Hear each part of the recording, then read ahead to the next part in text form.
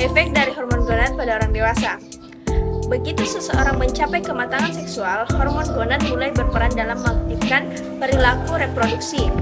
Efek aktivitas ini adalah fokus dari dua efek pertama, yaitu aseksualisasi dari orkidektomi pada pria. Sedangkan pada wanita, hormon gonad utama adalah estrogen dan progesteron. Apa itu aseksualitas? Aseksualitas adalah orientasi seksual di mana individu merasa kurang atau tidak ada ketertarikan seksual terhadap siapapun, terlepas dari jenis kelamin. Ini adalah bagian dari keragaman orientasi seksual di mana individu mungkin merasakan ketertarikan emosional atau romantis terhadap orang, tetapi tidak mengalami dorongan seksual yang kuat. Penting untuk ingat bahwa aseksualitas bukanlah gangguan atau masalah kesehatan mental. Ini adalah orientasi seksual yang sah dan sah sebagai bagian dari spektrum seksualitas manusia. Selanjutnya, apa itu orkidektomi? Orkidektomi adalah prosedur bedah yang melibatkan pengangkatan salah satu atau kedua testis. Ini adalah tindakan yang biasanya dilakukan pada pria dan dapat memiliki berbagai alasan medis ataupun non-medis. Selanjutnya, apa itu estrogen dan progesteron? Ia adalah dua hormon utama dalam sistem reproduksi wanita, tetapi juga hadir dalam tubuh pria dalam jumlah yang lebih kecil. Kedua hormon ini bekerja bersama untuk mengatur fungsi reproduksi pada wanita, termasuk siklus menstruasi, ovulasi, dan perkembangan janin selama kehamilan. Kadar dan keseimbangan hormon ini berubah selama berbagai tahap kehidupan seorang wanita, seperti selama siklus menstruasi, kehamilan, dan menopause. Pada pria, kadar estrogen dan progesteron umumnya jauh lebih rendah daripada wanita, tetapi mereka juga memainkan peran penting dalam beberapa fungsi tubuh seperti regulasi, reproduksi, dan perkembangan karakteristik seksual sekunder. Selanjutnya, kita masuk pada mekanisme otak dalam perilaku seksual, yaitu satu ada korteks seksual, karena fundamentalnya peran mental dalam reproduksi dan dengan demikian kelangsungan hidup spesies kita. Perilaku seksual pernah diasumsikan diatur oleh sirkuit kuno di batang otak yang berasal dari awal evolusi. Apa itu korteks seksual? Korteks seksual adalah bagian dari otak yang terlibat dalam fungsi pengaturan fungsi-fungsi seksual dan emosi terkait dengan seksualitas. Bagian utama yang terlibat dalam korteks prefrontal, korteks cingulate, dan korteks parental posterior. Korteks seksual berperan dalam mengatur gairah seksual, respon seksual, emosi yang terkait dengan seks, dan persepsi tubuh.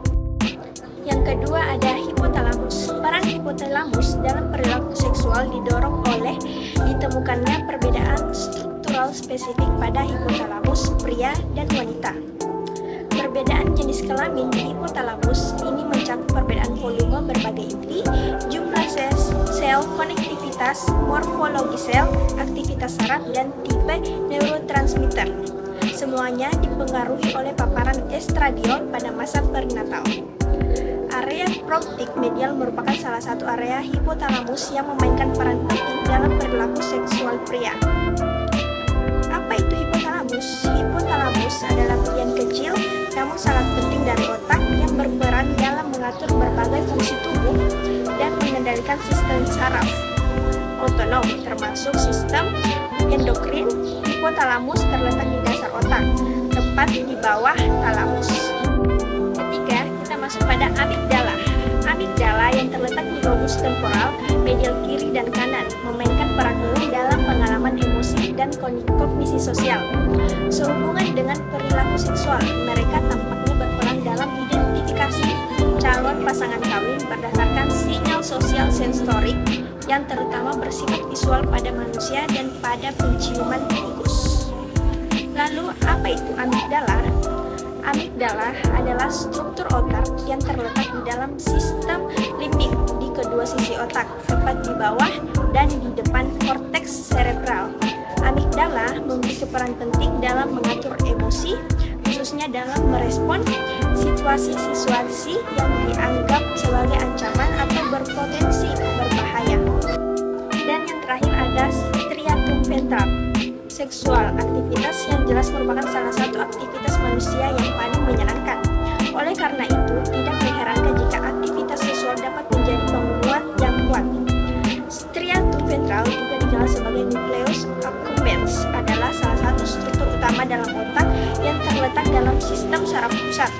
Ini adalah komponen penting dari basal ganglia yang berperan dalam mengatur gerakan, motivasi, dan fungsi eksekutif. Striatum ventral khususnya terkait dengan pengaturan emosi, hadiah, dan perasaan kenikmatan. Selanjutnya kita masuk pada orientasi seksual dan identitas gender. Orientasi seksual mengacu kepada siapa seseorang merasa tertarik secara romantis, emosional, dan seksual. Ini dapat mencakup berbagai identitas seperti heteroseksual, menarik pada lawan jenis, homoseksual, menarik pada sesama jenis, biseksual, menarik pada berbagai jenis kelamin, aseksual, kurang atau tidak kalah ketertarikan seksual, dan lainnya. Orientasi seksual adalah bagian penting dari identitas individu dan dapat bervariasi antara orang. Selanjutnya, apa itu identitas gender? Identitas gender adalah bagaimana seseorang mengidentifikasi diri mereka sendiri dalam hal jenis kelamin. Ini mungkin sesuai atau tidak sesuai dengan jenis kelamin yang diberikan saat lahir.